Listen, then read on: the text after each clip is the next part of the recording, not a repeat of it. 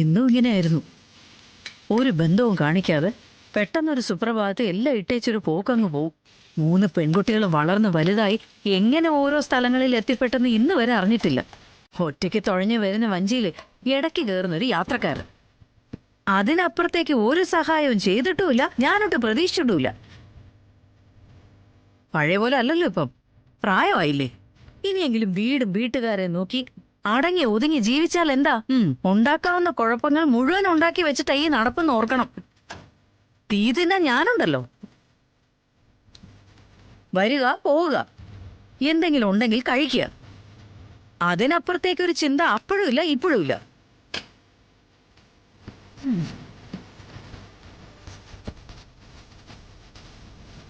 ഓ, വല്ലാത്തൊരു കഷ്ടം തന്നെ കാര്യം.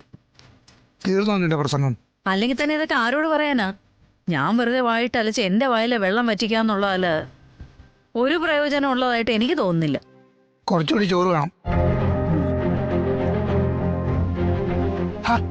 ശാരദ, കുറച്ചുകൂടി ചോറിടാൻ. പോയ സ്ഥലത്ത് ഇതൊന്നും കിട്ടില്ലായിരുന്നോ? ഇത്രയും ദിവസം പട്ടിണി കിടക്കായിരുന്നോ എന്നാ ചോദിച്ചത്.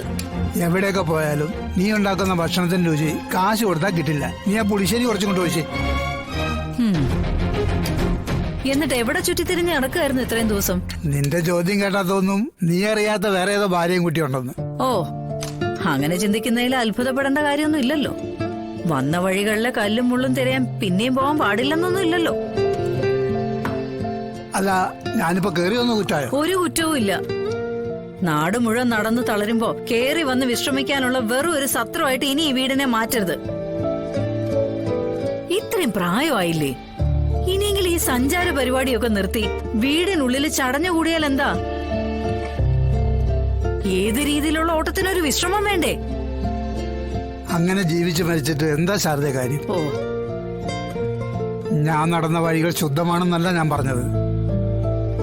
പക്ഷേ ഞാനിപ്പോ പോയത് ചില കാര്യങ്ങൾക്കൊക്കെ ഉത്തരം കണ്ടെത്താൻ തന്നെയാണ്. അതിനു വേണ്ടിയുള്ള യാത്രയിലായിരുന്നു എന്ന് കരുതിയാ മതി. അപ്പൊ അറിഞ്ഞോണ്ട് പാപനാശിനിയിൽ മുങ്ങിക്കുളിക്കാൻ പോയതല്ലേ? ആ പയ്യനെ കൊന്നതിന്റെ പാപക്കറ കഴുകിക്കളയാൻ.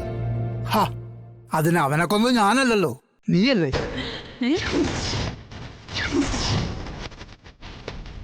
നിന്റെ തള്ളലല്ലേ അവൻ തലയടിച്ചു വിളിച്ചാത്തത്?